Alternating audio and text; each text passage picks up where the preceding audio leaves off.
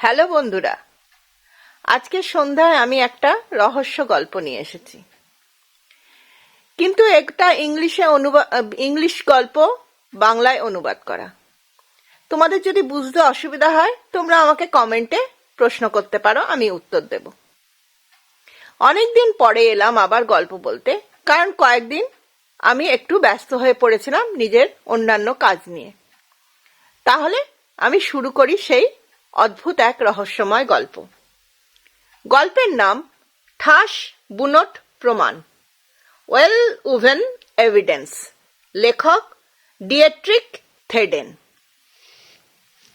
শুরু করি। Police senator ল্যাচম্যান, তার বন্ধু জেএইচবি জোহান হেইনরিক বেহেরেন্ট। তো জোহান হেইনরিক বেহেরেন্ট পুলিশ সেনেটর ল্যাচম্যানকে একটা চিঠি লিখলেন। চিঠিটা এই রকম: প্রিয় বন্ধু, কয়েক সপ্তাহ আগে আপনার ভাইয়ের বাড়িতে আমার সঙ্গে পুনরায় সাক্ষাতের এবং সেই অবকাশে তখনও পর্যন্ত আপনার বন্ধুত্ব যে অটুট ছিল সেটা উপলব্ধি করার সৌভাগ্য আমার হয়েছিল। আমাদের সেই সর্বশেষ সাক্ষাতের সময় আমাদের অতীত স্মৃতিকে নতুন করে স্মরণ করবার এবং ভবিষ্যতের জন্য সমান সুখকর আশাকে বাস্তবায়িত করার যৌথ প্রচেষ্টার আলোচনার ভিতর দিয়েই দিনটা কেটে গিয়েছিল। আজ আমি অন্য একটা প্রসঙ্গ নিয়ে এসেছি। একটা গভীর মানসিক উদ্বেগ নিয়ে আপনাকে স্মরণ করছি, কেবলমাত্র বন্ধু হিসাবে নয়, বরং পুলিশের একজন বড় কর্তা হিসাবে। বন্ধু হিসাবে আমি হয়তো আরো বেশি বিস্তারিত ব্যক্তিগত বিবরণের মধ্যে যেতাম, কিন্তু যেহেতু আজ আমি আপনার কাছে এসেছি সরকারিভাবে, তাই একটি খুবই সংক্ষিপ্ত প্রতিবেদনের মধ্যে নিজেকে সীমাবদ্ধ রাখব এবং আপনাকে অনুরোধ করব আমার কাছে এমন একজন সুপরীক্ষিত ও সক্ষম গোয়েন্দা কর্মচারীকে পাঠিয়ে দিন, যিনি এই দুর্ভাগ্যজনক ব্যাপারে আমাকে সাহায্য করতে পারবেন। ব্যাপারটা এই রকম: 18 জুন রবিবার আমার ব্যবসার গদি থেকে 58,000 মার্ক লুট হয়ে গেছে। আপনি জানেন আমরা এখানে একটা ছোট্ট শহরে বাস করি, তাই প্রতিদিন সন্ধ্যায় সারাদিনের জমা পড়া টাকাটা ব্যাংকে নিয়ে যাওয়া আমাদের পক্ষে সম্ভব নয়। কাজেই কয়েকদিনের জন্য সে টাকাটার দায়িত্ব আমাদেরই বহন করতে হয়। অবশ্য আমি সর্বদাই চেষ্টা করি যাতে এক সপ্তাহ কাজ চালাবার মতো প্রয়োজনীয় টাকার চাইতে বেশি টাকা আমাদের হাতে না জমতে পারে। 10 বা বড়জোর 15,000 মার্ক সাধারণত আমাদের সিন্ধুকে রাখা হয়। অবশ্য আলোচ্য রবিবারের আগের দিন একটা অস্বাভাবিক রকমের বড় সংখ্যার মোটা ভুগতানের জন্য টাকাটা সরাসরি আমাদের কাছেই পাঠিয়ে দেওয়া হয়েছিল, যদিও রীতিমাফিক সেটা পাঠাবার কথা আমাদের হামবার্গের ব্যাংকে। এই অতিরিক্ত টাকা জমা পড়ার কারণ হলো আমাদের এই বাড়িতেই অনেকগুলো নতুন যন্ত্রপাতি, নতুন নকশা ও বুননির একটা বেসরকারি প্রদর্শন চলছিল, আর সেটা পরিদর্শনের জন্য আমাদের অধিকাংশ বড় বড় খদ্দেরের প্রতিনিধিরা সশরীরে এখানে হাজির হয়েছিলেন। এই সুযোগে অনেক দিনের জমে থাকা বিলের টাকা তারা মিটিয়ে দেন। ভদ্রলোকেরা সকলেই শনিবার সন্ধ্যায় এখান থেকে চলে যান, আর রবিবার সকালে আমার ক্যাশিয়ার ও আমি নিজে সিন্ধুকের ভিতরকার টাকাটা গুনে আবার মিলিয়ে দেখি। সুতরাং নিশ্চয়ই চুরিটা হয়েছে হয় রবিবার বিকেলে অথবা রবিবার থেকে সোমবারের রাতের কোনো এক সময়। অবশ্য এর মধ্যে কোনটা ঠিক তা আমি বলতে পারি না, কিন্তু সোমবার সকালে আমার গদিতে ঢুকে আমার কেরানিদের খুবই উত্তেজিত দেখি। জানালার কাছে সাবান মাখিয়ে বাইরে থেকে ভাঙা হয়েছে, বড় সিন্দুকটাকে দেয়াল থেকে সরিয়ে পিছন দিক থেকে ভাঙা হয়েছে, সব সোনা ও নোট, পরিমাণটা আগেই উল্লেখ করা হয়েছে, উধাও হয়েছে। ড্রাফট ভরা খামগুলোতে কেউ হাত দেয়নি। যখন টাকাটা বিলি করা হয় তখন অপরিচিত কেউ উপস্থিত ছিল না। তাহলে আমার মতে মাত্র একটি দুঃখজনক ব্যাখ্যাই বাকি থাকছে। আমার ব্যবসার সঙ্গে জড়িত লোকেদের মধ্যেই কেউ একজন এইভাবেই আমার বিশ্বাসের প্রতিদান দিয়েছে। যে টাকাটা চুরি করেছে সেটা আমি সহজেই মেনে নিতে পারতাম, কিন্তু আমার কর্মচারীদের সঙ্গে আমার সম্পর্কটা এমনই যে তাদের মধ্যে থেকেই চোরকে পাওয়া যাবে এই চিন্তাটাই আমাকে ভীষণভাবে আঘাত করবে। এখনো কিছুই প্রমাণ হয়নি, তাই এখনো আমি আশা করতে পারি যে বাইরের কোনো লোক এই দুষ্কর্মটি করেছে। আসলে অন্তরের অন্তঃস্থল থেকে আমি এই কামনাই করি যেন তাই হয়, কিন্তু আমাদের অনুসন্ধান এখনো পর্যন্ত কিছুই প্রমাণ করতে পারেনি। আপনার একটি লোককে যদি আমার কাছে পাঠাতে পারেন তাহলে সেজন্য আপনার কাছে খুবই কৃতজ্ঞ থাকব। আমি কাউকে আশা করতে পারি কিনা, পারলে তিনি কে সেটা যদি আমাকে সঙ্গে সঙ্গে টেলিগ্রাম করে জানিয়ে দেন তাহলে আমি বিশেষভাবে কৃতজ্ঞ থাকব। পুরনো বন্ধুত্বের পরিচয়, জোহান হেইনরিক বেহেরেন্ট। পুনশ্চ, কথাটার কোনো গুরুত্ব আছে বলে বিশ্বাস করি বলে নয়, শুধুমাত্র প্রতিষ্ঠানটিকে সম্পূর্ণ করার জন্যই যোগ করতে চাই। পর্দার ফিতের যে বড় প্যাকেটটা আমার নিজস্ব গদিতে পড়েছিল, চোর সেটাও নিয়ে গেছে। JHB, Johan Heinrich Behrendt. চিঠিটা নামিয়ে রেখে কমিশনার উলফ গভীর চিন্তায় ডুবে গেলেন। তারপর ঠান্ডা ধূসর চোখ দুটো নিজের চিফের দিকে ঘুরিয়ে ব্যবসায়িক সুরে প্রশ্ন করলেন, কয়েকটা প্রশ্ন করতে পারি কি স্যার? পুলিশ সেনেটর ল্যাচম্যান মাথা নাড়লেন। মিস্টার বেহেরেন্ট কি যৌবনকাল থেকে আপনার বন্ধু ছিলেন? ল্যাচম্যান বললেন, আমরা একসঙ্গে স্কুলে পড়তাম, সেই থেকেই আমরা বন্ধু। আচ্ছা, আমি কি জিজ্ঞেস করতে পারি মিস্টার বেহেরেন্ট যে সুখকর আসার কথা বলছেন তার অর্থ কি? সেনেটর ল্যাচম্যান চুপ করে থাকলেন, তারপর বললেন, হ্যাঁ নিশ্চয়ই। আমি আপনাকে এত দীর্ঘদিন ধরে চিনি আর ইতিমধ্যে আপনাকে বিশ্বাস করে এত কথা বলেছি যে আমি নিশ্চিত জানি একটা সম্পূর্ণ ব্যক্তিগত পারিবারিক ব্যাপারের প্রতি আপনি সুবিচারই করবেন। আপনি জানেন আমার একটি মাত্র মেয়ে। উভয় পরিবারের বাবা মারই আন্তরিক ইচ্ছা যে আমার মেয়ে এবং আমার বন্ধু বেহেরেন্টের ছেলে একটি বন্ধনে একত্র হোক, যাতে আমরা সকলেই ঘনিষ্ঠতর হতে পারি।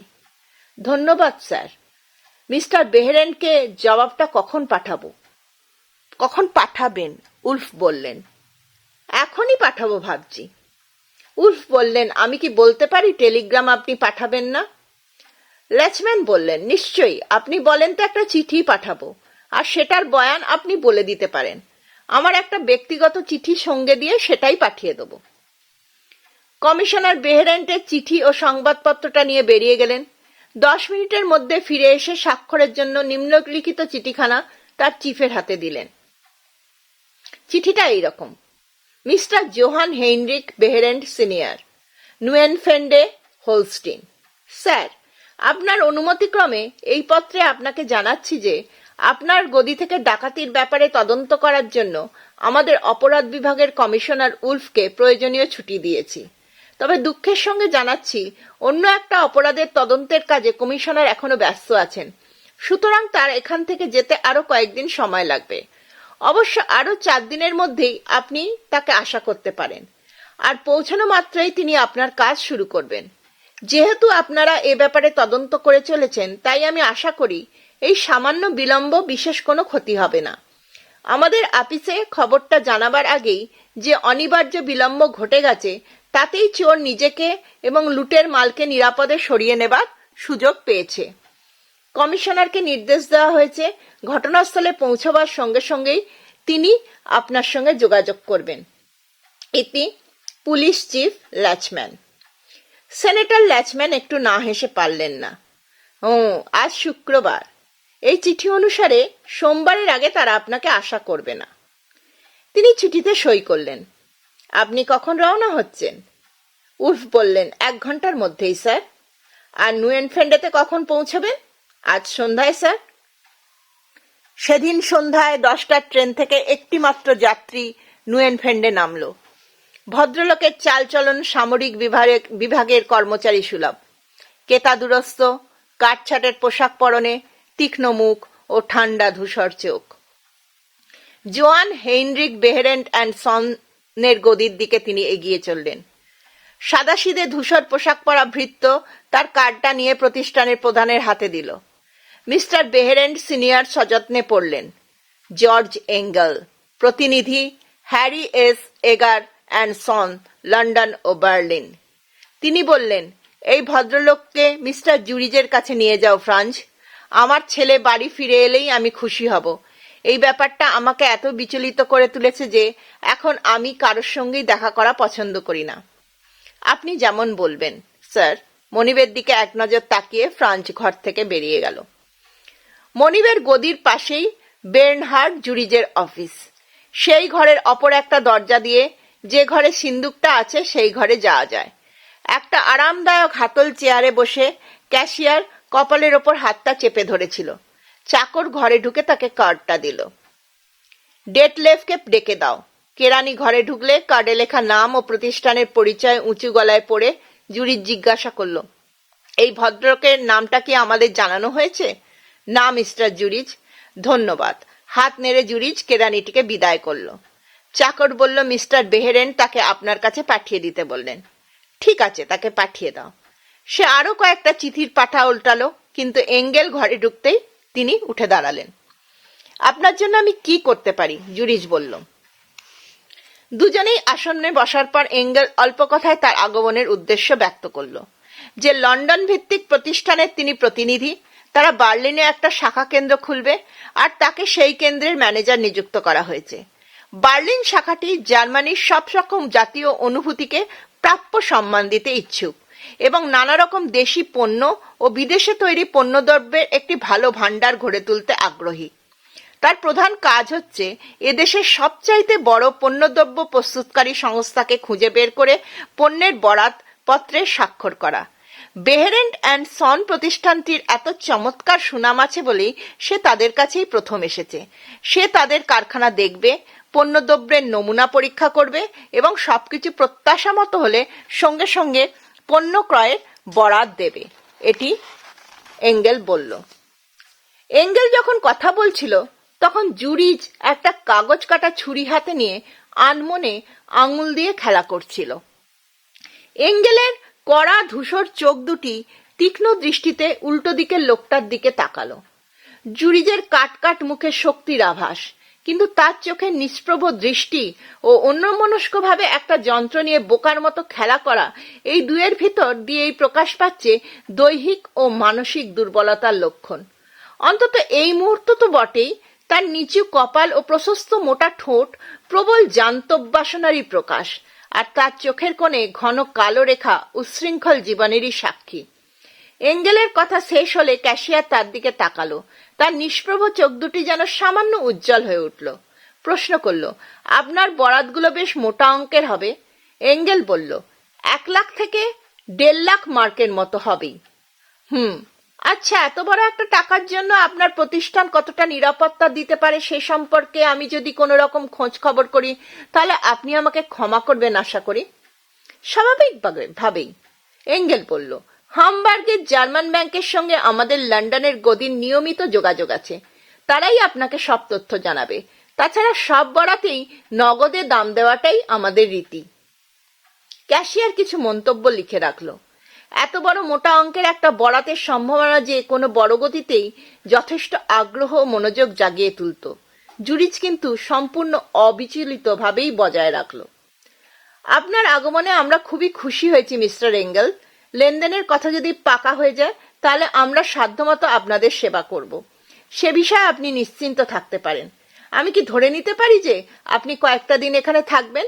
তাহলে কাল ঠিক এই সময় একবার আসতে পারবেন কি? আমি আমার উপরওয়ালাকে সব কথা জানাবো এবং তাকে বলবো যেন নিজে আপনার সঙ্গে কথা বলেন। আজ এইটুকু। বাকি অংশ আবার আগামী দিনে বলবো। তাহলে আপনারা এটা বোঝার চেষ্টা করুন গল্পটি প্রথম দিকটা, তারপর আমি আগামী দিন গল্পটি নেক্সট অংশ বলবো। তাহলে আমার গল্পটি আপনারা শুনুন, লাইক করুন, সাবস্ক্রাইব করুন এবং কমেন্টে জানান এবং শেয়ার করে দিন। তাহলে আমি আসি, টাটা।